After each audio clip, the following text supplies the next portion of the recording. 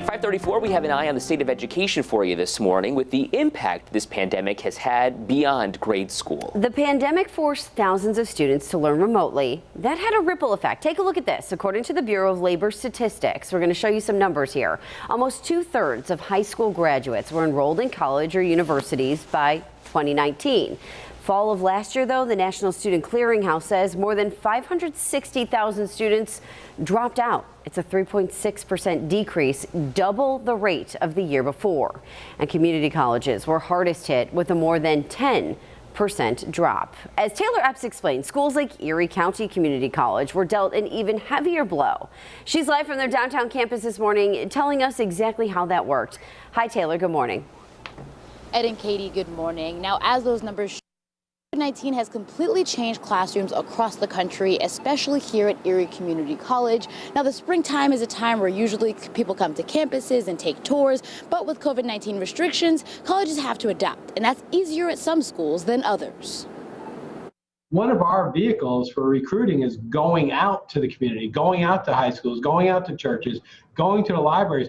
We cannot do that. Connecting with potential students is nearly impossible for SUNY Erie Community College, and it shows in their enrollment numbers. So for the past year, we are down roughly 17 to 18%. ECC's interim president Bill Reuter says this is odd because usually when unemployment rates go up, so do their enrollment numbers. But that's not happening during the pandemic, and he points to a number of reasons why. Combination of the pandemic, but also high school graduation rates.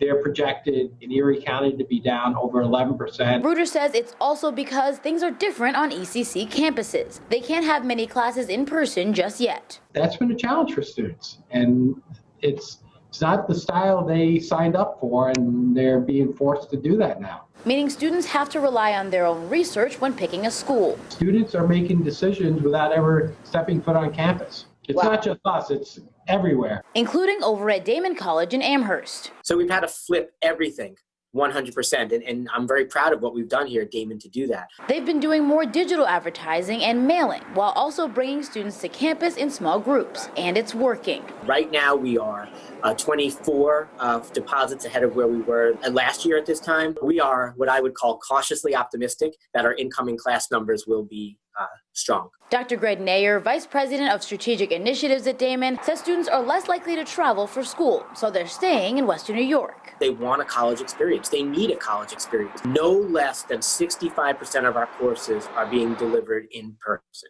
You're going to get an education, a great education, and we're going to do it safely. It's a much larger battle at community colleges like ECC. In the past 10 years, enrollment is down 50%. So they're working on making bigger changes to reverse the trend. Shifting the way some of our courses are taught. We're so stuck in this higher education mentality, thinking that you only need to concentrate on 2 classes at a time versus 4 or 5 classes. And we're seeing some really good success. So I am very hopeful.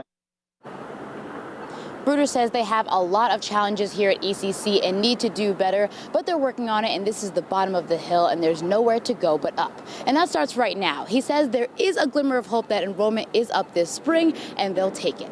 For now, we're live in Buffalo. Taylor Epps, 7 Eyewitness News. You know, it's so interesting to think about those students who are making these decisions, Ed, without getting to go to the campus. That was always such a big part, visiting the different colleges. Right. Well, a lot of these schools are also offering those virtual tours and allowing people to interact virtually with admissions counselors and tour guides. So that's just that added benefit if you're unable to visit those college campuses in person. Taylor, thank you. Such is the way of the world, yeah, right? Interesting.